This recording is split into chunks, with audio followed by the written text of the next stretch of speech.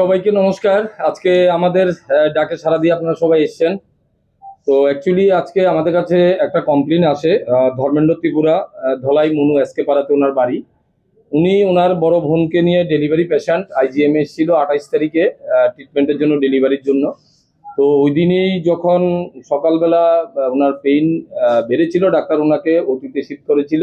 ওই সময় লেবার রুমে যাওয়ার সময় হসপিটালে ক্যাজুয়াল ওয়ার্কার একজন ওমেন সহকারে ওনাকে হসপিটালে যখন লেবার রুমে নিয়ে যাচ্ছিল, ডাক্তার বলেছিল ওনার যা যা শরীরে ছিল অর্নামেন্টসগুলো খুলে রাখার জন্য। তো লেবার রুমের ঢোকার আগের রুমটাতেই ওনার গলায় একটা স্বর্ণের চেন আপনারা দেখতে পেয়েছেন লকেট সহকারে। ওটা খুলেছিল, খুলে ওই পেশেন্টের ব্যাগেই রেখেছিল।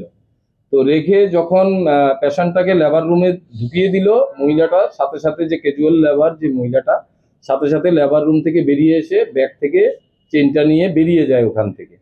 তখন ওনার বা পেশেন্টের সাথে যারা রিলেটিভ ছিল তারাও দেখতে পেয়েছে ব্যাগের ভিতরে চেনটা ছিল। যখন লেবার রুম থেকে এসে দেখে চেনটা ব্যাগে নেই, মহিলাকে আর খুঁজে পাওয়া যায়নি। তো তারা ট্রিটমেন্টের কাজে ব্যস্ত ছিল।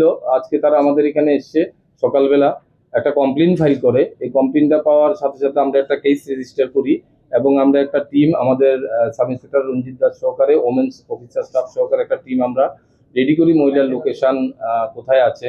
তো আমরা খবর পেয়েছি উনি হসপিটালের দিকে আসছে। তো আইজিএম চৌমুহনীতে যখন উনি এসছেন, ওনাকে আমরা ওখান থেকে আইডেন্টিফিকেশনে পরে ডিটেইন করে নিয়ে আসি এবং ওনাকে জিজ্ঞাসাবাদ করি। জিজ্ঞাসাবাদ ওনার কথা থেকে কিছু অসংলগ্নতা ধরা পড়ে এবং সাথে সাথে ওমেন স্টাফ দিয়ে যখন আমরা ওনার ব্যাগটা তল্লাশি করি, তখন চেনটা লকেট সহ ব্যাগেই ছিল, পাওয়া যায়।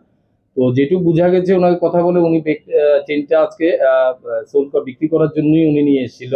তো পার্টিও এসছে সামনে, আমরা এটাকে একটা কেস নিয়ে চেনটা রিকভারি করেছি। মহিলাকে আমরা অ্যারেস্ট করেছি, এখন মহিলা কোর্টে যাবে।